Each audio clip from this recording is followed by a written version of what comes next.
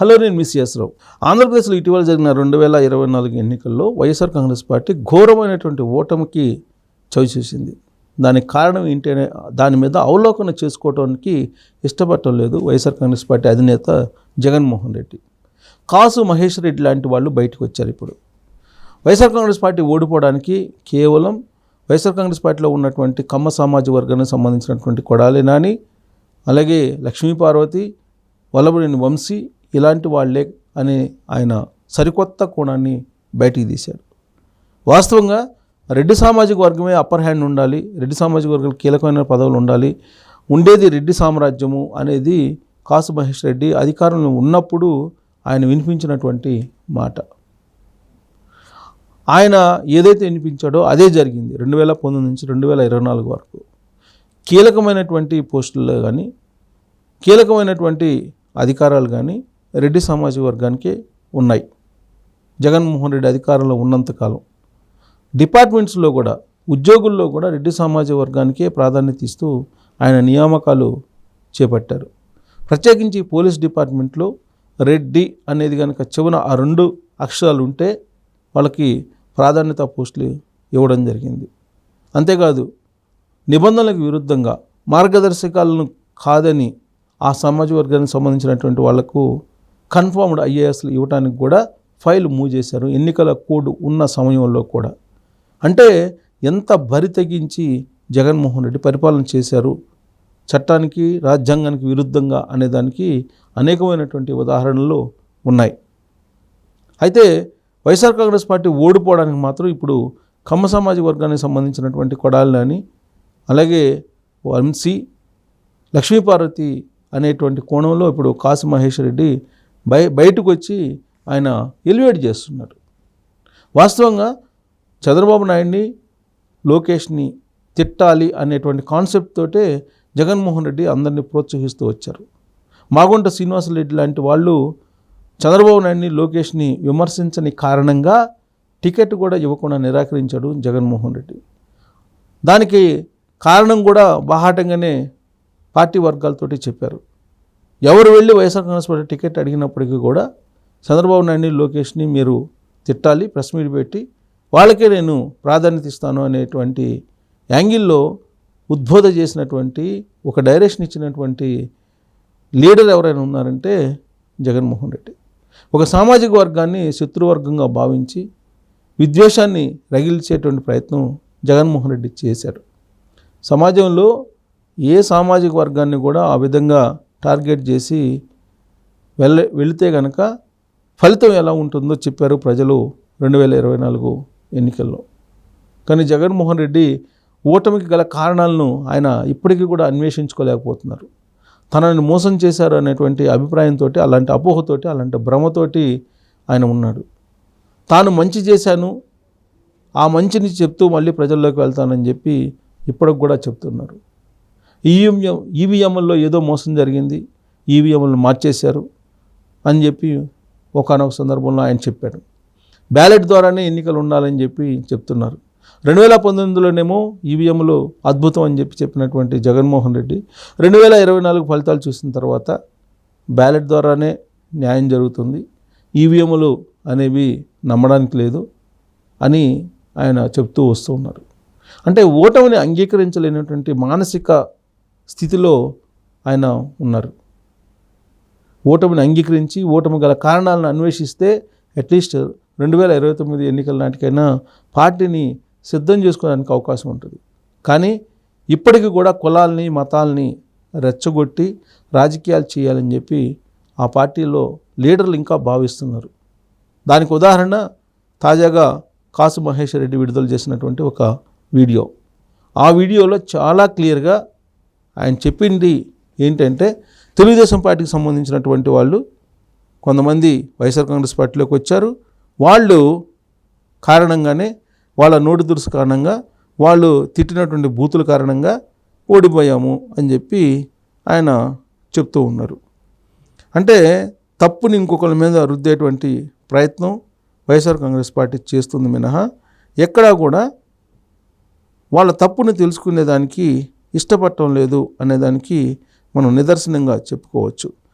So కాసు Mahesh Reddy party అధిష్టానం కన్సర్న్లో నడుస్తున్నటువంటి leader ఆయన. ప్లస్ పార్టీ అనుమతి లేకుండా మాట్లాడ్డా ఆయన. అలాంటి లీడరు మాట్లాడాడంటే అది జగన్మోహన్ రెడ్డి డైరెక్షన్లో మాట్లాడినటువంటి మాటల కిందనే మనం భావించాలి.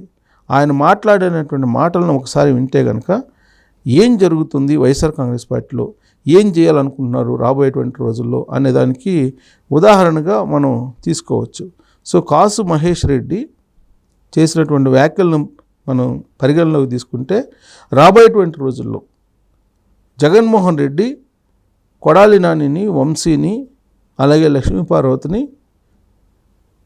వాళ్ళు దూరంగా పెట్టబోతున్నారు అనేది చాలా క్లియర్గా అర్థమవుతుంది. సో వైరల్ అవుతున్నటువంటి న్యూస్ అది ఇప్పుడు కాసు మహేష్ రెడ్డికి సంబంధించి. సో కాసు మహేష్ రెడ్డి ఏమన్నారు అనేది వినిపించి ప్రయత్నం కూడా చేస్తాను నేను. సో కాసు మహేష్ రెడ్డి వీడియో కనుక చూస్తే అసలు ఆ పార్టీలో ఏం జరుగుతుంది, ఆ పార్టీ నేల విడిచి ఏ విధంగా సాము చేస్తుంది అనేది మనకు అర్థమవుతుంది. సో ఇది కాసు మహేష్ రెడ్డి ఏమన్నారు అనేది చూద్దాం. ఇక్కడ మరీ ముఖ్యంగా చెప్పాలంటే నిజంగా వైఎస్ఆర్సీపీలో ఉన్న నాయకులు ఎవరు కూడా మాట్లాడాల. తెలుగుదేశం నుంచి వైఎస్ఆర్సీ పార్టీలో వచ్చిన ఒకళ్ళిద్దరు నాయకులు తెలుగుదేశం నాయకుల్ని, ముఖ్యంగా చంద్రబాబు నాయుడు గారిని అవమానించే మాటలు మాట్లాడటం, బహుశా ఆయన జైల్లో పెట్టడం కూడా ఒక అవమానంగా తెలుగుదేశం క్యాడర్ భావించుంటుంది. కసి పెరిగింది, పట్టుదలగా పనిచేశారు. ఈరోజు పర్యవసానం మనం చూస్తున్నాం. కనుక ఏదైతే అవమానం అనేది ఉందో అది ఎప్పుడు ఎవరికి జరిగినా అవతల వాడు కష్టపడి పనిచేస్తాడు, సత్ఫలితాలు తెచ్చుకుంటాడనేది గుర్తుపెట్టుకోండి. ఎందుకు తెలుగుదేశం నాయకులు చూస్తున్నారని మాట్లాడే విధానం మరీ ముఖ్యంగా చెప్పాలంటే నిజంగా వైఎస్ఆర్సీపీలో ఉన్న నాయకులు ఎవరు కూడా మాట్లాడాల. తెలుగుదేశం నుంచి వైఎస్ఆర్సీ పార్టీలో వచ్చిన ఒకళ్ళిద్దరు నాయకులు తెలుగుదేశం నాయకుల్ని, ముఖ్యంగా చంద్రబాబు నాయుడు గారిని అవమానించే మాటలు మాట్లాడటం, బహుశా ఆయన జైల్లో పెట్టడం కూడా ఒక అవమానంగా తెలుగుదేశం క్యాడర్ భావించు. అది కాసు మహేష్ రెడ్డి ఆయన సేఫ్ సైడ్గా ఉండటానికి ఒక వ్యూహాన్ని పడుతున్నాడు. చంద్రబాబు నాయుడు గెలుపుని, తెలుగుదేశం పార్టీ గెలుపుని ప్రశంసించడానికి ముందుకు వస్తూ ఉన్నాడు కాసు మహేష్ రెడ్డి. సో పల్నాడులో పోలింగ్ రోజున ఏ విధంగా కాసు మహేష్ రెడ్డిని తరిమి కొట్టారో తెలుగుదేశం పార్టీకి సంబంధించినటువంటి వాళ్ళు మనం చూసాం. ఆ రోజు విజువల్ కూడా బయటకు వచ్చింది. అంటే ఎంత కసిగా తెలుగుదేశం పార్టీ వాళ్ళు పనిచేశారో ప్రత్యక్షంగా ఆయన క్షేత్రస్థాయిలో చూశారు కాసు మహేష్ రెడ్డి. ఇప్పుడు ఈ గెలుపు అనేది తెలుగుదేశం పార్టీ నుంచి వైఎస్ఆర్ కాంగ్రెస్ పార్టీలోకి వచ్చినటువంటి వాళ్ళ నోటి దురుసు కారణంగానే సాధ్యమయ్యింది అనేది ఆయన చెబుతున్నటువంటి logic. At the same time Telugu Desam పార్టీకి సంబంధించినటువంటి వాళ్ళు అవమానపడ్డారు. అందుకే ఆ అవమానంలో నుంచి వచ్చినటువంటి కసి కారణంగానే గెలుపు అనేది ఆయన చెప్తున్నారు. అసలు తెలుగుదేశం పార్టీ కూటమి ఇంత భారీ ఎత్తున గెలవడానికి ప్రధానమైనటువంటి కారణం కాసు మహేష్ రెడ్డికి కూడా అర్థం కావట్లేదు. ల్యాండ్ టైటిలింగ్ యాక్ట్ కొంపముంచింది. మద్య నిషేధం చేస్తానని చెప్పి మద్యాన్ని ఏరులై పారించి ఆయనే తయారీదారు, ఆయనే పంపిణీదారు, ఆయనే అమ్మకందారుగా ఉన్నందువలన ఈ రిజల్ట్ వచ్చింది. సిపిఎస్ రద్దని చెప్పి ఉద్యోగులను మోసం చేస్తే వచ్చింది, భూములు కబ్జాలు చేస్తే వచ్చింది. జగన్మోహన్ రెడ్డి ఇళ్లలోకి పోలీసులను పంపించి సామాన్య పౌరుని భయపిస్తే వచ్చింది ఈ గెలుపు. అంటే 2024లో తెలుగుదేశం పార్టీ ఎందుకు గెలిచిందో అర్థం కానటువంటి స్థితిలో కాసు మహేష్ రెడ్డి లాంటి వాళ్ళు అనేక మాటలు మాట్లాడుతూ ఉన్నారు. ఒకప్పుడు రెడ్లు పరిపాలన కోసమే పుట్టారని మాట్లాడినటువంటి కాసు మహేష్ రెడ్డి ఇవాళ కేవలం తెలుగుదేశం పార్టీ నుంచి వచ్చినటువంటి వాళ్ళే వైఎస్ఆర్ కాంగ్రెస్ పార్టీని ఓడించడానికి నూరు బారేసుకున్నారు అనే యాంగిల్లో ఆయన మాట్లాడుతూ ఉన్నారు. ఒక రకంగా సేఫ్ సైడ్లో సింపతి క్రియేట్ చేసుకున్నటువంటి ప్రయత్నం, ఇంకోవైపు తెలుగుదేశం పార్టీ వాళ్ళు వచ్చి వాళ్ళ క్యాడర్ని టచ్ చేయకుండా ఉండటానికి చేస్తున్నటువంటి ప్రయత్నం కాసు మహేష్ రెడ్డిలో కనిపిస్తుంది.